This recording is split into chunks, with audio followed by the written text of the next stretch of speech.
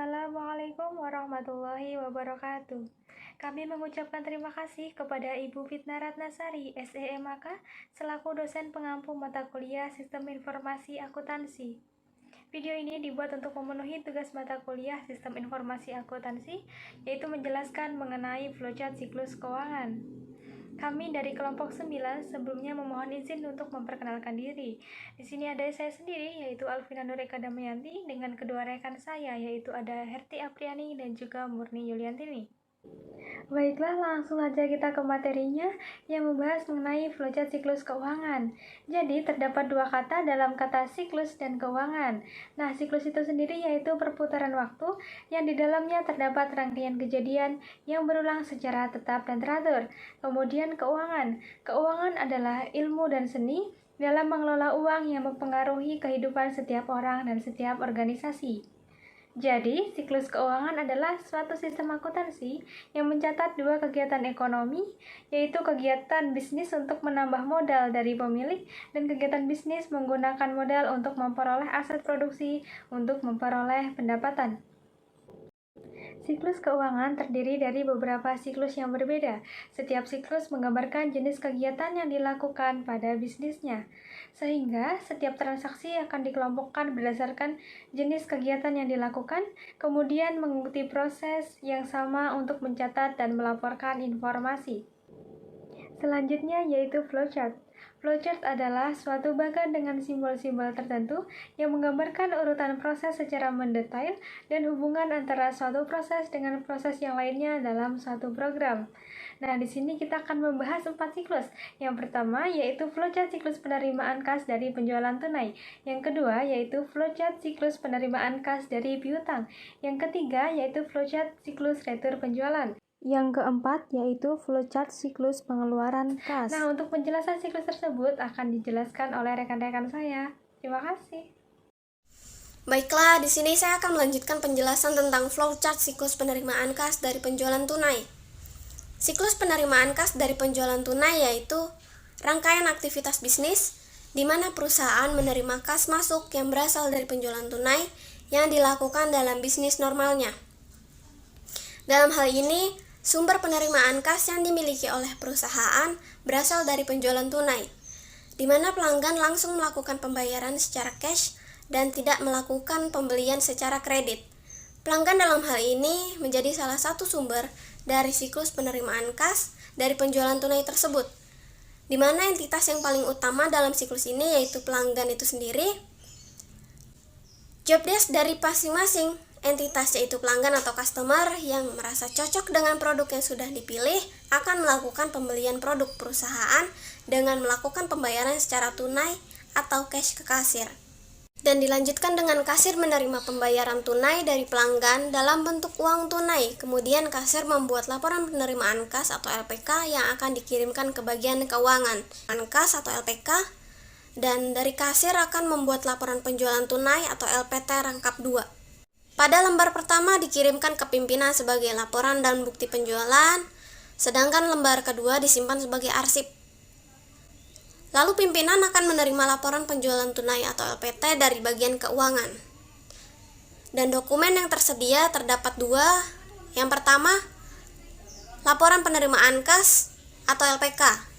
Digunakan sebagai lembar pertanggungjawaban yang dibuat oleh bagian kasir yang berisi tentang jumlah pemasukan kas yang diterima oleh bagian kasir dari penjualan secara tunai. Dan yang kedua, laporan penjualan tunai atau LPT digunakan sebagai lembar pertanggungjawaban pada pimpinan yang dimana berisi tentang laporan atas penjualan yang telah dilakukan perusahaan, di mana penjualan tunai ini pelanggan membeli produk kepada perusahaan dengan membayar secara cash, dan laporan penjualan tunai ini dibuat oleh bagian keuangan. Selanjutnya yaitu flowchart siklus penerimaan kas dari piutang. Adapun flowchart penerimaan kas dari piutang adalah flowchart yang menggambarkan proses dari penerimaan piutang yang telah jatuh tempo sampai pencatatan kas tersebut. Job desk pada masing-masing entitas yaitu di mana pelanggan menerima surat tagihan piutang atau STPA dan kasir akan mengirimkan faktur ke bagian piutang. Lalu pada bagian piutang akan melakukan pengecekan jatuh tempo piutang berdasarkan faktur yang sudah diterimanya. Apabila jatuh tempo sudah dicek maka bagian piutang akan mencatat waktu jatuh tempo tersebut pada schedule umur piutang atau SUP.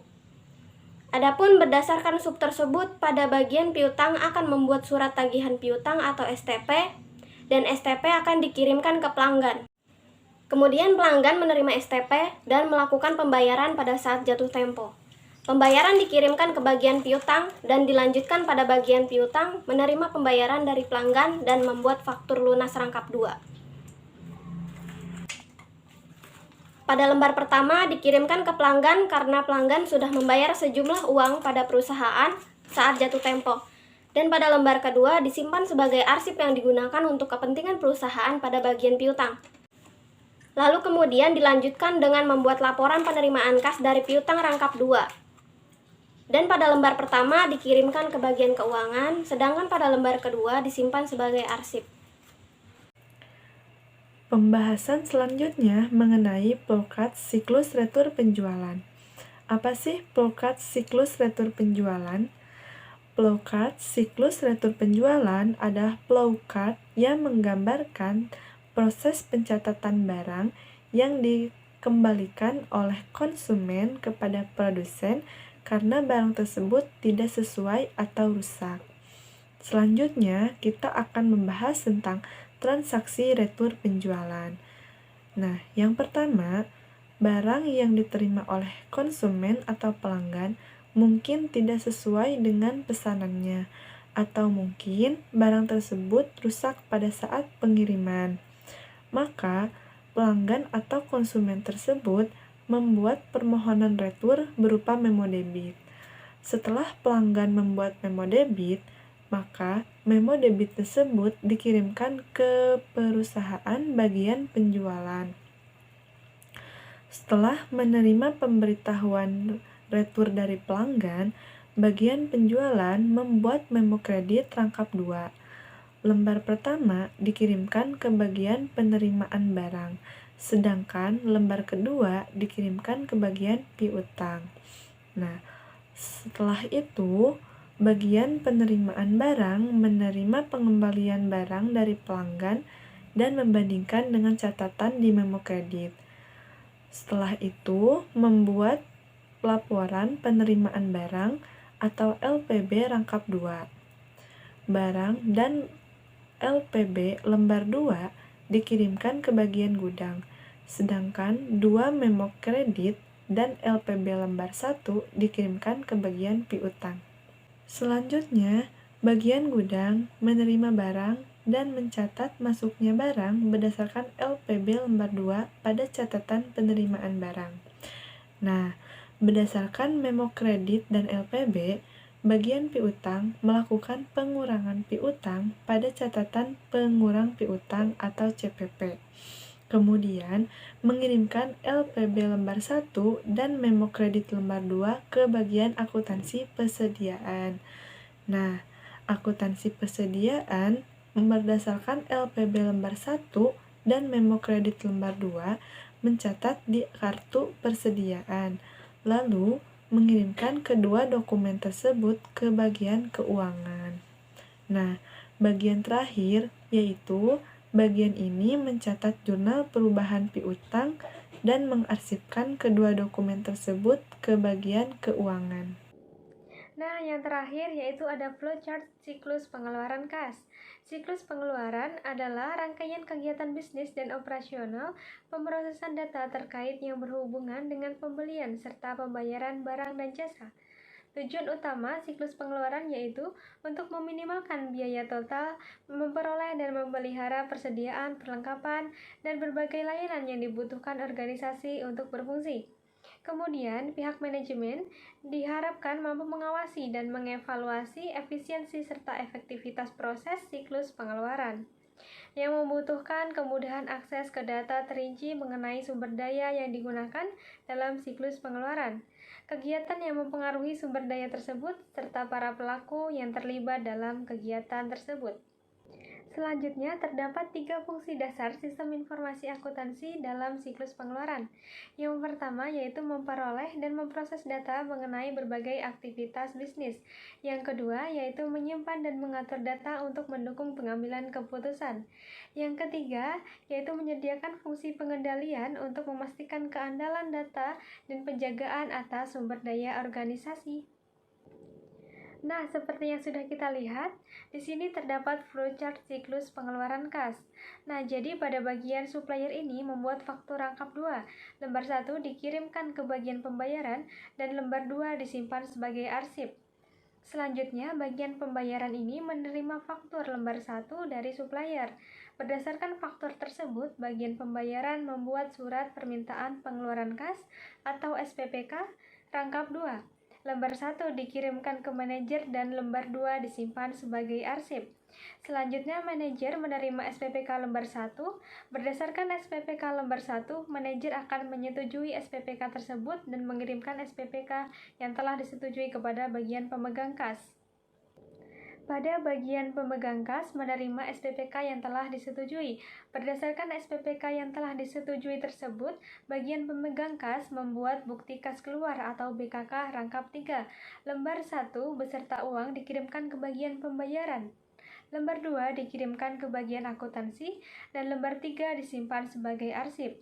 Selanjutnya, bagian pembayaran menerima BKK lembar 1 beserta uang. Selanjutnya, bagian pembayaran melakukan pembayaran kepada supplier.